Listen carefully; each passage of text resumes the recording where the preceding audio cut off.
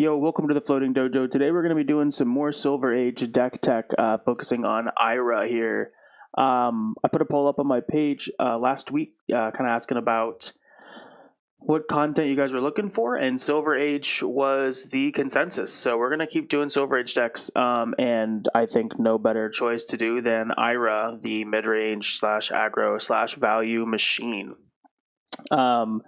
This deck was mostly inspired by the Ira that placed, I believe it was in Valencia, that was running Mask of Many Faces, some cool tech, and I kind of played off of that, made a few changes. I can't remember exactly what the other deck list was running for sure, but this is just my version of it, and yeah, we're going to jump right in.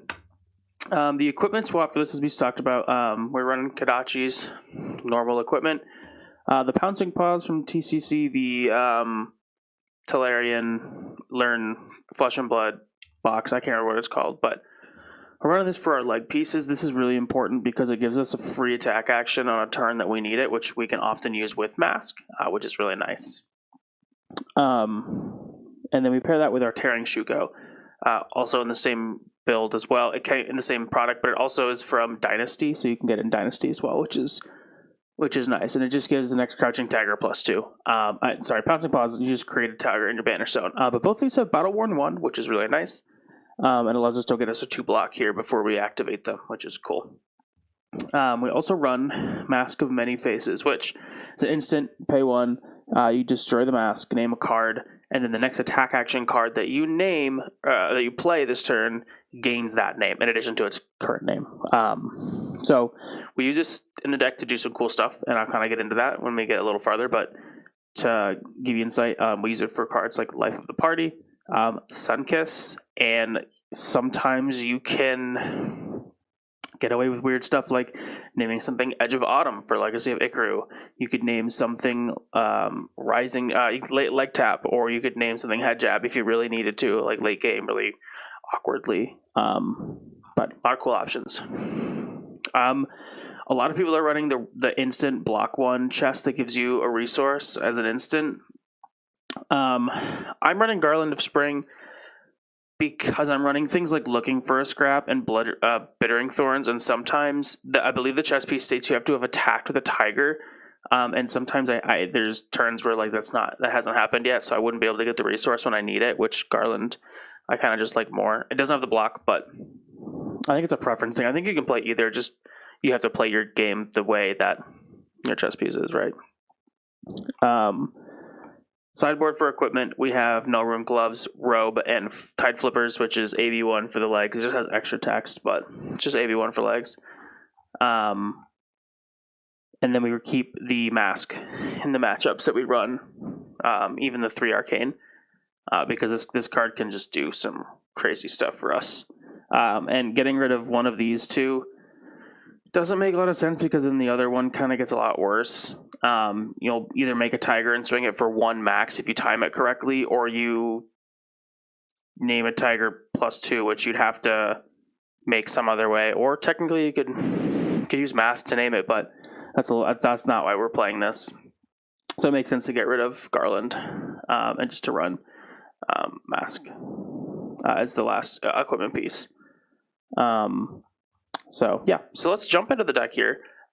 This is a 36 main card deck, focusing again on a core of 36 cards, and then a rotating 4-card sideboard, which compiles of these ones here, and I'll go into each one and why we pick which and what.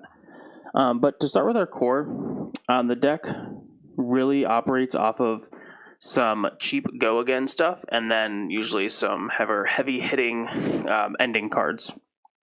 It's all about value. Playing off of the Kodachi's and her hero ability. So we have Bittering Thorns in red, just a great 1 for 4 on next attack, gets +1 if it hits, go again. We also have things like Looking for a Scrap here, which another 1 cost 4, becomes 5 go again if you banish a 1 power from your graveyard, which most of our attack actions that are blue here are 1, the Pouncing Key, 1/2 Punch, Recoil, Rising, Knee Thrust, are all 1. So we kind of just want to get one of these in the bin early, and then we can use that Looking for a Scrap later, which is nice. We also have Cut Through, which if we hit with a Kodachi, then this gets +1 and go again. So early game, mid-early game, when they're letting that Kodachi hit, 4 go again for free is pretty nice. We also have Scar for a Scar. If you have less health, it gets go again. You really just kind of have to time around your turns to make this work. If you're at much higher life, this comes to 0 for 4 and that's it. Or you can just block with it at early in your less life though. Sometimes you can arsenal this on a turn you know you're going to take a little bit of damage to time it out, make it work. We also have Pouncing Key, which is a 0 for 3, becomes a 0 for 4 go. Again, if Crouching Tiger was the last attack this chain, which we can make with our Pouncing Paws and Shuko. So a lot of the times we can go pitching a blue, Kodachi, Pouncing Paws, Shuko, Tiger for 2, Pouncing Key for 4, and then 1 resource floating to finish off with something like Torrent of Tempo or Bluster Buff or something like that. So Pouncing Key is really nice. I run red and blues just because this works on all of them. And then technically this can have go again if it hits. So Torrent of Tempo is a 1 for 5 that blocks 3 that has on hit go again, which is pretty good too. For more of our enders, we have Bluster Buff, which is a 1 for 6. It's a popper. But it also gets -1 unless you pay 1. So it's really a 1 for 5. But on Ira's second swing, if you went Kodachi into this and you paid the 1, it gets a buff. So it becomes a 1 for 7, which is pretty cool. Or just a 1 for 6 if you don't pay. But it doesn't have go again. So you're probably going to go 1-1 and then 5. But still, I mean, it's a 2-card 7-8, 2-card 8 technically, which is pretty good. We have Humble here, which is just a really good rare 2 for 6 that basically dishonors, turns off hero abilities. We run Sirens of Safe Harbor. Life gain 2 for 6, generally great card. And then we run Snatch, which is 0 for 4, draw card on hit, which Parava's Reflex can be pretty nice. Which we run a single Razor Reflex in this deck. I don't think I want to run 2, but I just like the 1 of, because we have a couple other 1 of cards in the deck and I like it. The only other that could be an ender really is Life of the Party, which this is where our Mask of Many Faces trick comes in. What we can do to make this card work really well is that we trigger Mask on something like a Pouncing Paws, after we Pouncing Paws and Shugo on the Crouching Tiger, or you can do it on something like Bittering Thorns or Cut Through if you know you have to go again. And then you're going to name the card, whatever card that's going to be attacking before Life of the Party, whatever attack action. And it has to be an attack action. You cannot do it on a Kodachi. You name it Crazy Brew. And then when you play Crazy Brew, you destroy that card that's on the chain that's called that to pay the cost, which gives it all 3 versions. So it allows you to come in for 6, go again, on hit, gain 2 health, which is pretty crazy. I believe the deck in Valencia was running 2 of these. I am running a single copy because I am also doing a Sunkiss in this deck, and this is another card that I'm testing out that I have been liking quite a bit.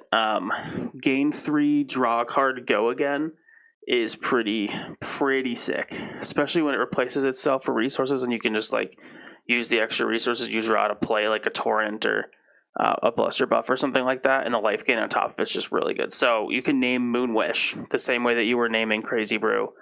So you can go, pitch a blue, Kodachi, 3 damage. Pouncing Paws, Shuko, Tiger for 2, naming it Moonwish, Pouncing Key for 4. You still have a floating resource, maybe you have Torrent Tempo. Break the chain, play the Sunkiss, gain 3 health, draw another card, play the Tempo, arsenal that other card, or maybe you drew a better attack, you play that, arsenal the Torrent, whatever. But it's just, it can get a lot of value out of it. I tried running 2 Sunkiss, and I love it. Tried running 2 Life of the Party, and I mean, it worked, but I just really like Sunkiss as a 1 of. I think it's really cool. And the way that I play the game usually is whichever one of these I draw first, I just use. Or if I draw one of them, and like timing wise, this doesn't work in the hand, I'll just block with it, or I'll, whatever. And the other thing that a lot of people are saying is that, well, what happens if you draw both of them, which has happened before. And I believe it happens in a game that I have some gameplay for after this. And you can just pick one of the 2 and then do the other one, because this will get go again, and this will have go again. So you can do one or the other. Ideally, it makes more sense. I didn't do this in the game, but it makes more sense to do the Crazy Brew, because then, you can still life with the party for 6, go again on hit, gain 2, and then if it hits or doesn't hit, whatever has go again, you just play the Sun Kiss and just gain 3. So, like, at its floor, it is a 2-block that gains 3 life. So, like, it's a healing bomb, which that's not a terrible card. Sometimes when you're trying to, like, you know, you just have a weird hand, Kadachi, Sun Kiss, whatever, you know, or you just gain 3. I mean, its floor isn't that bad. So running one of them is not the end of the world. I think it works out pretty well, and I really liked it in the deck. So yeah, those are our other 2 enders we have in red. Our blues are mostly just for Kadachis. We have Rising Knee Thrust, Recoil, 1-2 Punch, and Pouncing Key. They're all just 1 power, 3 block blues. There's really, I mean, you can pick other ones. I think you can run stuff like Crane Dance if you wanted, or you could run like Rushing River. Really, any of them are completely fine. These are just the ones that I've landed on. I think Pouncing Key's nice because we have the Tiger possibility. These ones just also have like some relevant on hit if you can name it something before, which like in a weird mask turn could work out. So I kind of picked ones that have some additional value, like possibly. So yeah, then the other blues I run are 2 Nip at the Heels, which gives the target attack with 3 less base +1, so triggers on Kadachis, which is really nice. Which you can kind of sometimes, like mid-late game, you can just like steal a win because they'll be at 2 health. They'll take a Kadachi, and then you can just pump it to 2, and that's it. There's not a ton of D-reacts in the game, so sometimes you can get lucky like that. And then I also run a Legacy of Ikaru, which is another +1 to target ninja attack, which again triggers on Kadachis. So it's on any ninja attack too, so it doesn't matter of a cost. So that's. Oh, we also run 2 On the Horizon here. It's just a 4-block that lets you look at the top card of your deck. Just more value for yourself, and it's a 4-block, which is nice. So I run 2 of those as well in the deck. But that's our core. That is our main 36 cards. A lot of this can be kind of interchanged. A lot of those blues are interchangeable for preference. But I've been pretty happy with this build personally. I think it works out really well. So for the sideboard, I have 2, 4, 6, 8, 10 cards here in this sideboard that we swap in depending on the match. For anything with arcane damage, we usually run Arcane Polarity and Oasis Respite, depending on the deck. Stuff like Rune Blades that are just running a single source of arcane damage at a time, I usually just run Polarity. But like Wizards, I'll run Oasis as well. So this is mostly a Wizard card. This is a Wizard and anyone who's dealing arcane damage card. I also run Unmovables in red for the Guardians mostly because it can cover up a huge swing. I also run it into actually I think just Guardian basically. Guardian Fatigue like Jarl, Lyeth, Pleiades, Betsy, anything like that. I run Waxon into any of the Cheerio aggro decks, things like Briar, Aurora. I don't run it into Chain because that doesn't really make much sense. He runs the gate cards most of the time, so like that doesn't really work. But again, at its floor, it's just a 3D react, so like it can be used in a lot of matchups anyway. And then Springboard Somersault is the other one that just gets +2 from Arsenal, so it's a 0 for 4D react if you can Arsenal it. But like worst case, it's a yellow. It's 2 cost. It's a 2 pitch, so you can Kadachi with it as well, which is good. So this comes into the aggro decks. This one kind of just goes in like wherever. I don't have any matchups that I'm like, oh, I really want Springboard in this matchup. It's just like if I'm not playing Guardian, I don't need Unmovable. If I'm not playing this, I don't need that. If I'm not playing Wizard, I don't need Oasis. So sometimes it's like, oh, I'll just run Springboard. Because like it just fills the slot, and I think it's a really good card. So yeah, that's the deck. It's pretty simple. It's pretty straightforward. The way that rotation will be working in Silver Age is that there's going to be a community vote. I very much believe that Ira will probably be hit with that ban after the first season. So I'm going to try and just enjoy it now. I'm a huge Ninja fan. I play Katsu and I play Syndra in Classic Constructed. So I don't play Ira though. Ira's a little different. Ira's less straight aggro ninja combo and more like just really good value. And Silver Age is all about value. So I'm excited to see what happens with Compendium, what kind of cards can come out that we can, things of naming purposes would be really fun to mess around with. I think there could be also just cool other ninja cards that just do things, some other good like go again enablers that could be fun to test out with this deck. So I'm excited to see what comes out. But yeah, this is the deck that I've been running. It's got a pretty solid win rate. I think it's at 85% for 27 games, which is pretty good. I think some of these even were just like weird games where I got disconnected. So like overall, it's a pretty solid win rate on a deck. Let me know what you guys think. I don't plan on updating or changing any cards in this at the moment, so I'm going to make this a public link so you guys can play it.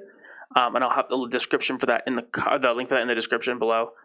So if you want to jam some games of this deck and try it out, like, be my guest. I got a couple gameplays for you guys coming up right after this, so stick around to check those out. And thank you so much for watching this deck tech. Yeah, let's hop into some games. All right, we're running some Silver Age today, playing into the Arakni Well of Deceit. It's a pretty fun deck. It looks like there's two kind of ways you can build this deck. Either it's going to be dagger focused or stealth focused. So curious to see which build they're running. Coming in for 2. Don't really want to waste my 3 block, but we have the somersault here. We're probably going to just use. So we'll probably just block with the thorns, unfortunately. Try and save that somersault so that if we don't have to use it, we don't have. Maybe we can save it for next turn and then.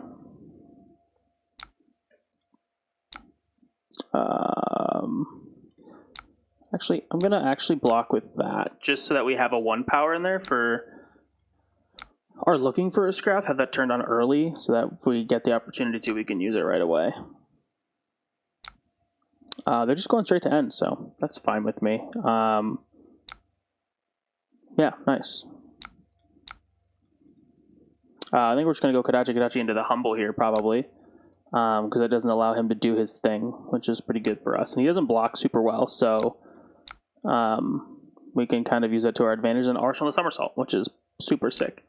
Giving it that 0 for 4 ability. And hopefully this Humble gives us 2 cards.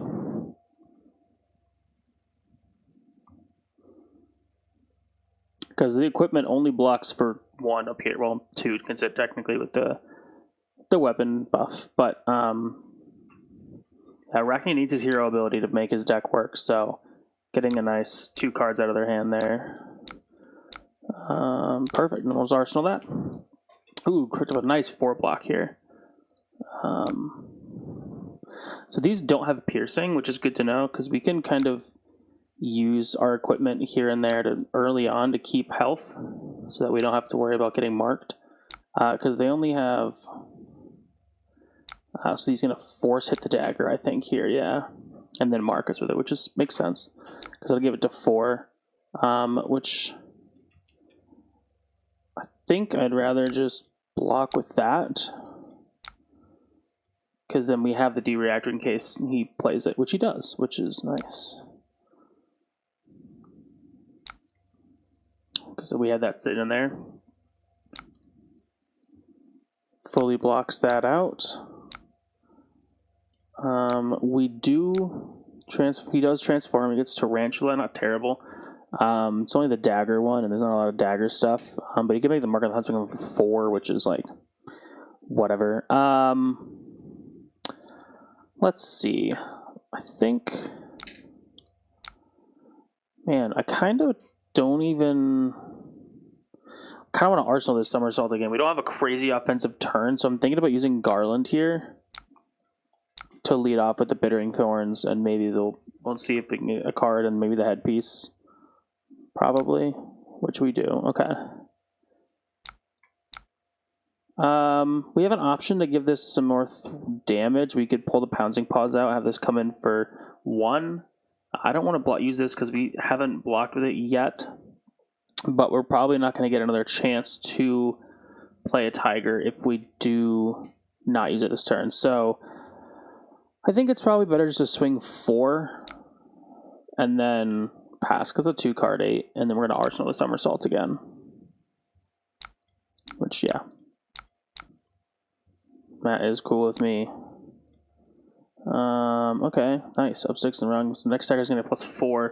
His ability means it'll be coming in for 8 if he swings with it, which is pretty good. 7, 8, 9, because it gets the +1 because we're marked, right? Yeah. Yeah. So I think we block 1 here. This is going to probably end up coming in for 9.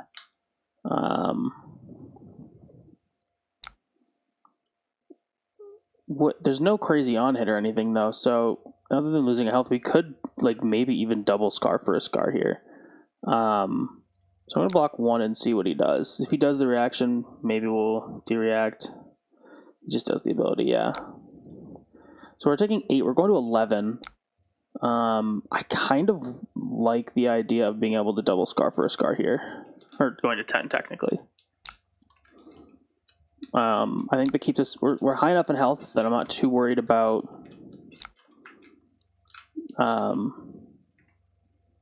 dying from like a really big turn on their next turn.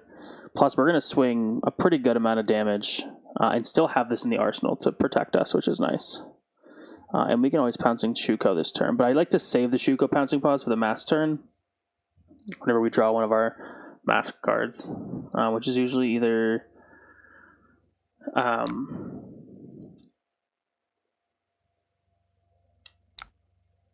we could also do stuff with the legacy,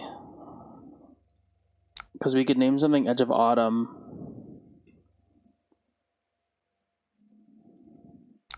That costs 1, and I don't have another blue, so I'm gonna hold off on it.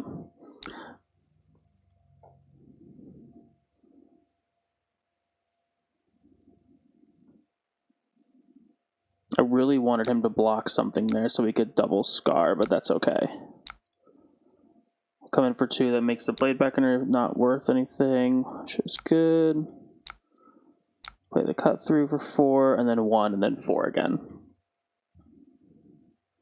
Actually, I might do 4 and then 2 and then 1. Because then that does threaten cards out of hand. Next turn attack gets -1, okay. That's pretty good. If I want to waste it on this and have this come in for 1, what's into 5, 4, and then play that as well. I don't have really any other way to do more damage. I'm trying to decide if it's worth it this turn. They're at 3 cards. I think it might be worth it just because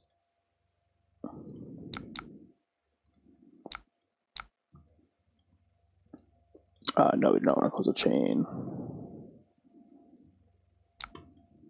Just the free damage over the top is nice. He probably just blocks the Blade Beckoner here, but that's okay. Yeah. And then we do another 4. Just puts him down to 1 maybe, which would be pretty good. He probably blocks, 2 cards. Wow. Not ready to go to 1.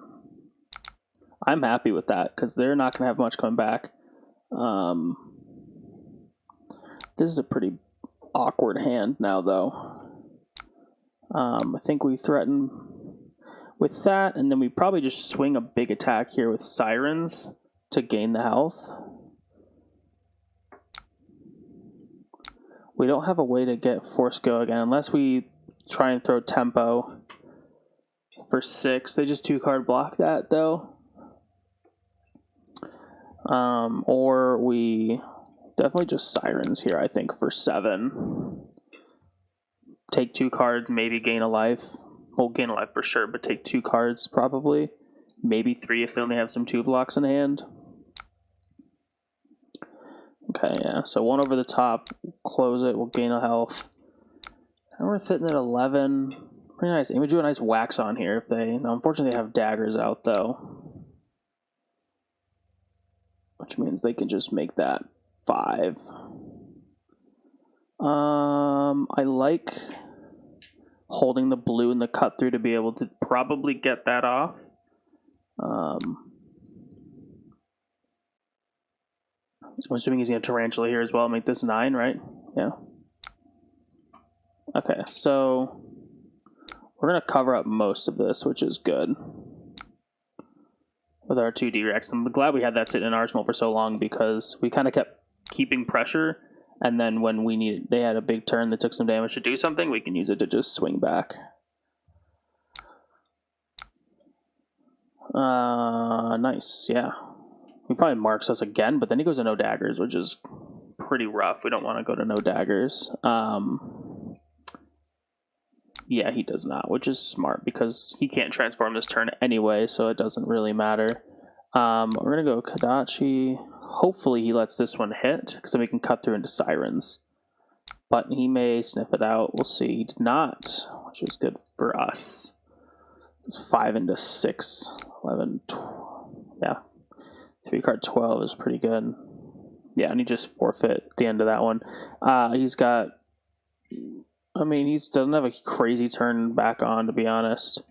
And we're just going to threaten so much damage, we're probably just going to take his hand. So, all right. We're going to be doing another match of a Sage here. I ran to Valda.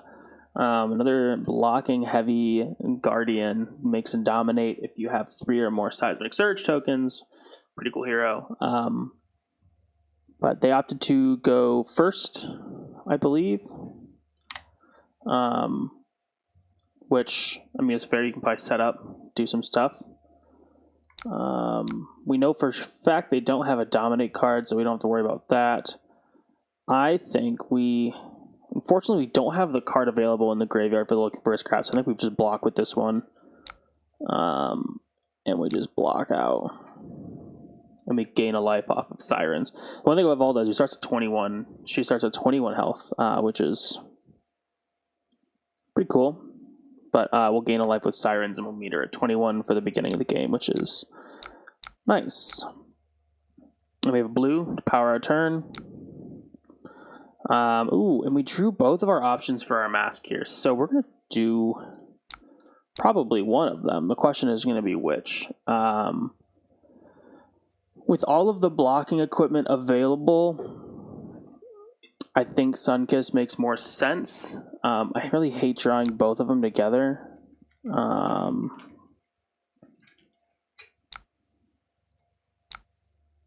But if we draw extra cards, we could just swing this at the end anyway. So we're going to mask. Choose Moonwish. And then we're going to cut through for 5, calling it Moonwish. And then we'll close the chain out, and then we'll swing or fire the Sunkiss off, gain 3 health, draw another card, and then probably just play Life of the Party. The other option we could have done is we could have just called the Crazy Brew and then played Life of the Party for 6, go again, and then gain 3 at the end. We can just choose one anyway. There really is no different outcome. So we're going to break the chain here. Hopefully we hit a blue. Nice. That's cool. Because then we can Kodachi and then still play Life of the Party. Because we don't want to Arsenal the blue in any way. It's not going to benefit us at all. So then we'll just play this. And we'll probably just swing it for 6 because we don't really need the other stuff.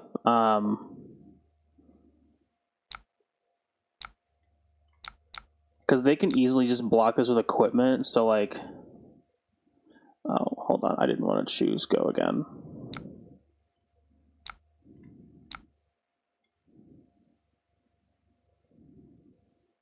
Oh, it's at random. I forgot it's at random. But that's fine.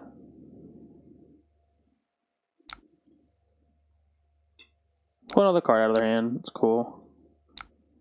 So I think, yeah, honestly, it probably would have been better to go Life of the Party into the Sunkiss.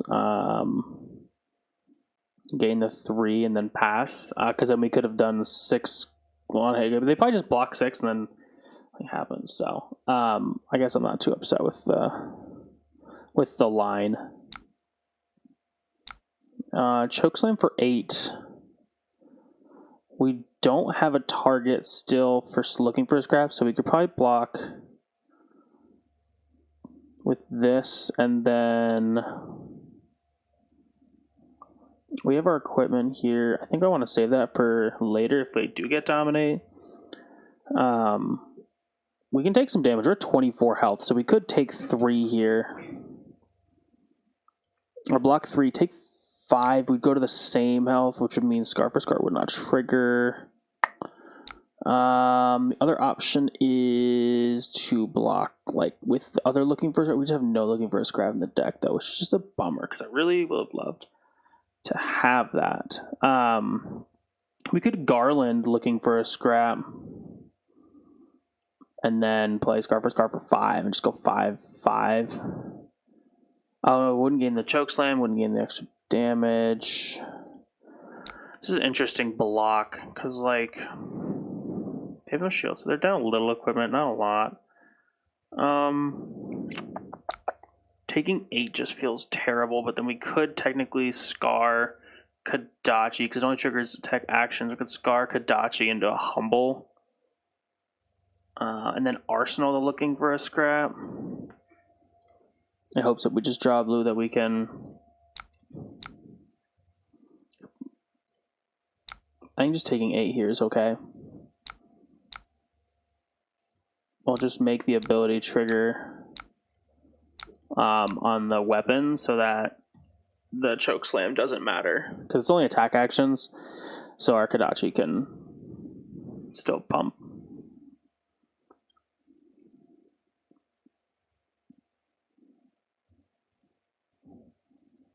Took 8 to swing, what, 12? And have an Arsenal. It's not terrible.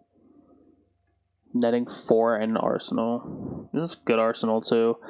We just need to make sure we find a blocking card.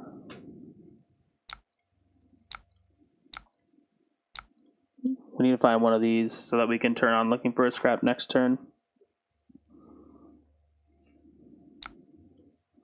And they're just giving us some damage over the top. Nice. And then we'll Humble for 6. Hopefully we'll pull 2 more cards or a card and some equipment.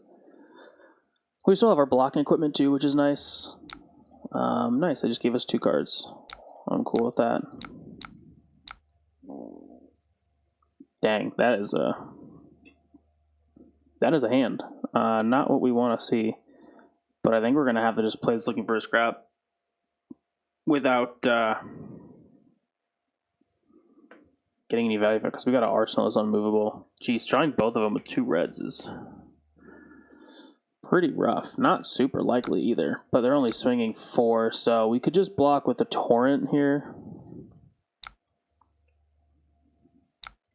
Take 1, that's fine.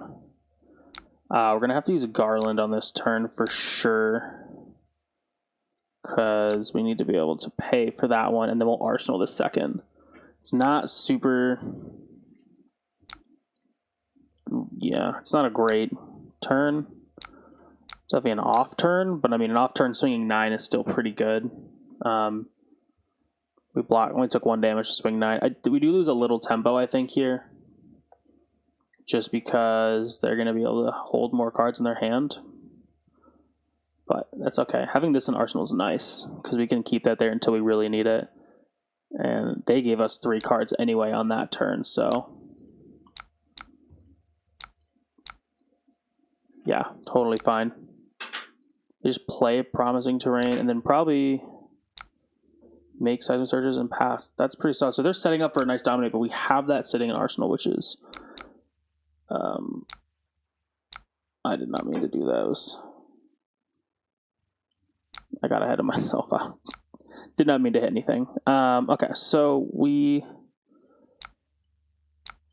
got some resources for sure.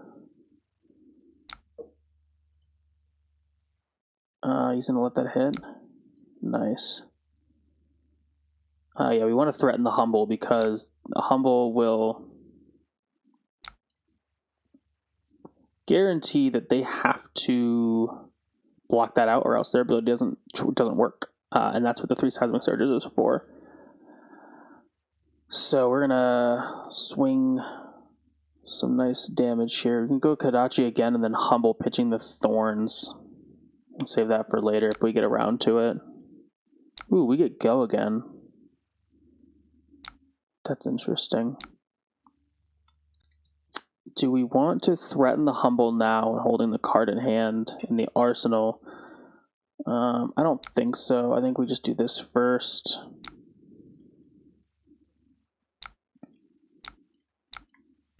And then we throw the Humble. And I think that should take a card or two from that. If they let it hit just so they can swing their attack, that's really not gonna... Or maybe we just get lucky and we can stop them from pummeling us. That's a possibility. Because they don't want to take the damage. Use the ability. The blocking 2 with the head. I'll draw a card. We could have used the Shuko here, but we didn't really need to.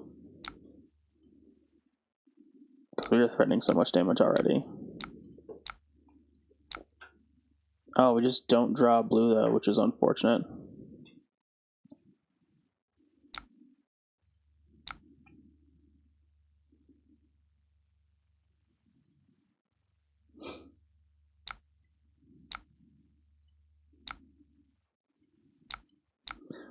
They had the pummel too, which I figured was coming. We can't do anything about it. We're just going to discard the Sirens and gain the health from it at least.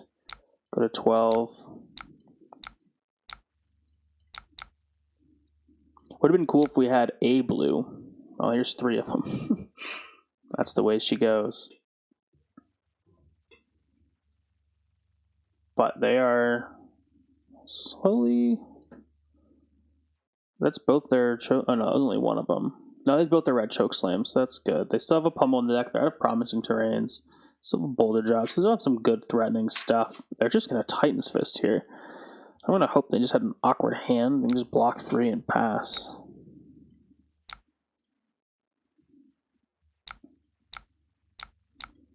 Cool. Might heave. Oh yeah. So we'll just... Kadachi. It's still going to cost 4 for them. Dave might make me draw a card because then it has Dominate. But there's not much I can do about that.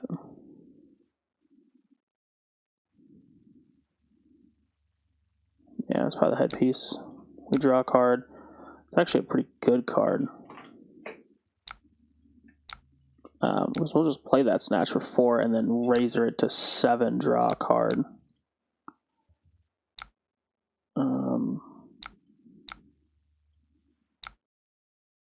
Nice. A little Bluster. We could technically, but we may need that just to stay alive. We'll come in for 6 here.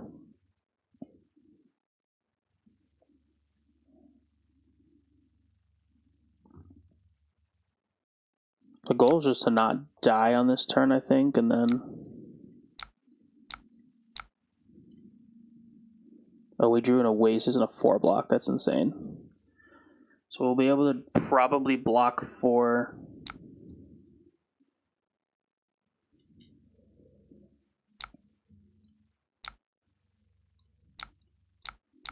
Block 6, move to take 6. Make an Oasis pitching the other on horizon. Just a blue on top, which is fine. Just hope that they do have a pummel. That is unfortunate. Hoped we'd get around the last one. So we're taking 10 at the moment, which isn't dying. But I don't see a world in where it makes sense for us. The problem though is if we do the Oasis to stay alive, then we have to go to 1. And Arsenal the Oasis. We'll discard the on the horizon. Because any other option we have means we don't get to attack. And we can't not attack this turn. So we're going to try and get this in the arsenal so that we can maybe have a 2-card hand coming up. Swing this for 2, then we'll Shuko for 2. Now them drawing the Civic Peak is a little more of a problem because they don't want to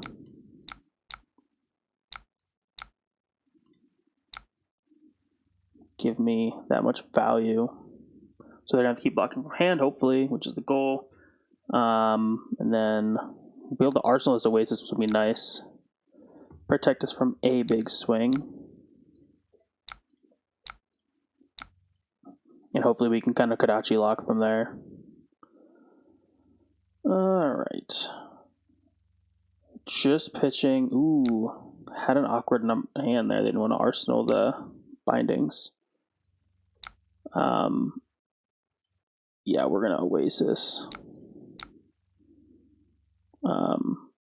This.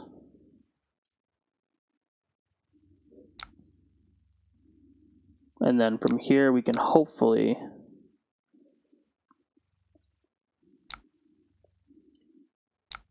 just win that with that. Maybe. Nice. Yeah, that was a super close game. We got to do the thing, which was really cool. We also had a couple turns where we just like threatened, like blocking 8, threatening 13, blocking 6, threatening 16 is really nice value. They had a couple really good turns too. I mean, the blocking 11, swinging 12 with that huge dominate. We just were able to keep that card in the arsenal to kind of play around that. And the Nib at the Heels just kind of won at the end because they just can't play around that all game. Overall, though, super close game. It was a lot of fun. Thank you guys for watching those matches and sticking around to the end of this video. We are about to hit our 50th subscriber on the channel. We've only been doing this for a month, which is super cool. So thank you guys so much for supporting the channel and supporting the content that I've been making. Been really focusing on Silver Age. Going to be doing some classic constructed stuff. I have Syndra and Katsu that I play consistently and would love to be able to talk about those more. Katsu is probably a little more exciting than Syndra just because Syndra is already like a top deck, so you know. But Katsu is not nearly as much represented, and I love Katsu. So, yeah, thank you guys for watching. Feel free to leave a like and a comment below if you have any questions or you enjoyed the video and just want to let me know. I love hearing from y'all. It's super cool seeing you guys enjoy the content. So, thank you again. I will see you next time. You guys have a fantastic one.